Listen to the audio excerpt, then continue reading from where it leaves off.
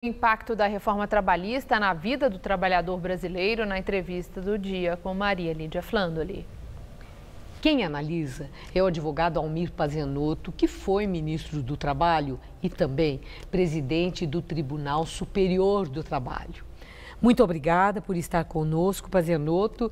Eu lembro que Almir Pazianotto tem vários livros publicados e ele nos trouxe em primeiríssima mão o seu mais recente trabalho, A Falsa República. Pelo título, a gente imagina, e por conhecê-lo, o tom duro que deve ser essa sua pensata. Mas eu gostaria muito que falássemos sobre a reforma trabalhista. Nós vemos que em todas as partes do mundo onde aconteceu uma mudança na lei do trabalho ou da previdência social, reações adversas aconteceram. Agora mesmo lá na França, Emmanuel Macron está enfrentando os sindicatos pela reforma do governo francês que ele está implementando.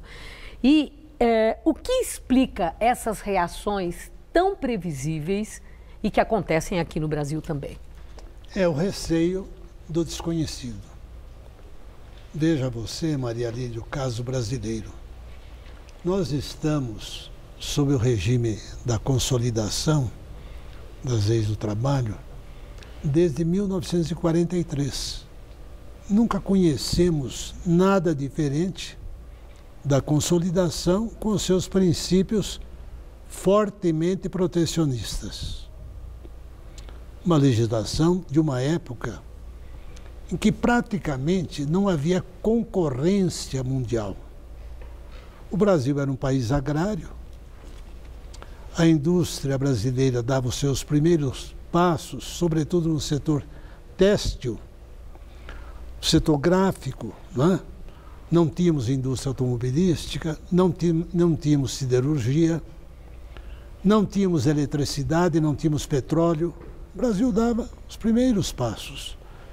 E essa lei de 43, com os seus fundamentos, persiste, cercada, protegida, por um fortíssimo escudo ideológico.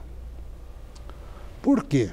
Porque o trabalhador tem receio de mudança, mesmo estando numa situação hoje extremamente desfavorável. Mas não é só o trabalhador. Nós estamos vendo que até a Procuradoria-Geral da República argumenta a inconstitucionalidade de alguns aspectos que foram aprovados nessa reforma trabalhista. Ela só vai entrar em vigor em 11 de novembro, mas também há um questionamento legal. Ela foi feita a toque de caixa, essa reforma, e resultou uma reforma meia-boca? Fala-se em reforma trabalhista no Brasil desde a década de 50. O próprio Lula tentou no seu primeiro mandato. O Lula falava muito em São Bernardo em reforma trabalhista, dizia que a CLT era o AI-5 do trabalhador. Não é? O governo militar fez uma nova CLT que morreu no berço. A iniciativa da Procuradoria, a meu ver, está correta. Porque dentro da lei há aspectos positivos, negativos e questionáveis. O deputado Rogério Marinho, ele foi muito além daquilo que o governo Temer pretendia. O governo Temer pretendia mexer em 2 ou 3 coisas. O relator Rogério Marinho tentou uma alteração radical da CLT. Foi para a área sindical, para a área processual, para o contrato individual, para a definição de grupo econômico. Há aspectos positivos, mas há alguns equívocos. Por exemplo... Eu pergunto, e equívocos que podem e devem ser corrigidos? Eu creio que serão naturalmente corrigidos, porque há coisas ali impraticáveis. Por exemplo, tornar muito rigorosa a cobrança de custas e de honorários de advogado, tal princípio da sucumbência, para reduzir o número de processos que chegam à Justiça do Trabalho, que é realmente um número exagerado. Mas há na Constituição Federal, que também tem coisas boas e tem coisas erradas, um princípio, a meu ver, corretíssimo. Quem não tem recursos mantém o direito de, eventualmente, ajuizar uma ação, Certo. seja no civil, seja no trabalhista, sem pagar custas. Por quê? Porque ele é um cidadão, mas ele não tem recursos. Imagine você o seguinte, Maria Lídia, um desempregado hoje pode arcar com custas trabalhistas? Não. Ou mesmo um empregado que ganha 2, 3, 4 mil reais por mês e tem plano de saúde, prestação da casa, filhos na escola, tem que comer, manter a família, vestir. Certo. E aí ele declara ao juiz, olha, não tenho condições. Então isso deve ser revisto. Deve ser revisto. Certo. E Agora, talvez nem precise mudar a lei, basta o Supremo Tribunal Federal, não é? Reafirmar um princípio constitucional. sim. Quem não pode, não deve ser obrigado. Agora, a última questão é o fim do imposto sindical. O fim desse imposto aí está sendo criticadíssimo pelas centrais sindicais. Agora, esse fim do imposto sindical, ele tem potencial para provocar uma verdadeira reforma sindical? Mas pelo impacto que vai causar nos sindicatos? A lei não decretou o fim do imposto sindical.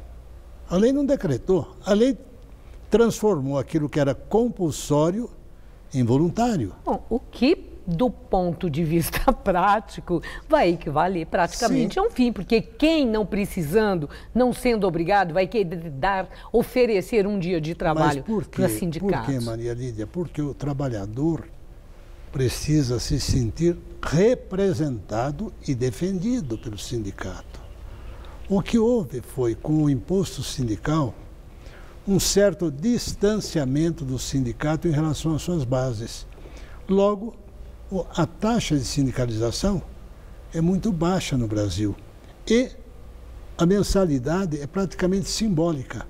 Houve, então, uma espécie de condicionamento dos dirigentes sindicais a viverem quase que exclusivamente do compulsório. Do compulsório. Você, que é uma brilhante jornalista, conhecida jornalista, renomada jornalista, provavelmente não é sócia do sindicato jornalistas. Sim, sou, sim. Mas pagando a mensalidade e tudo isso. Quantos jornalistas deixam de ser sócios do sindicato? Toda vez que um jornalista me entrevista, eu pergunto, você é sócio? Eu acredito que a taxa de sindicalização dos jornalistas, uma categoria extremamente esclarecida, não é superior a qualquer outra taxa de sindicalização. Por quê?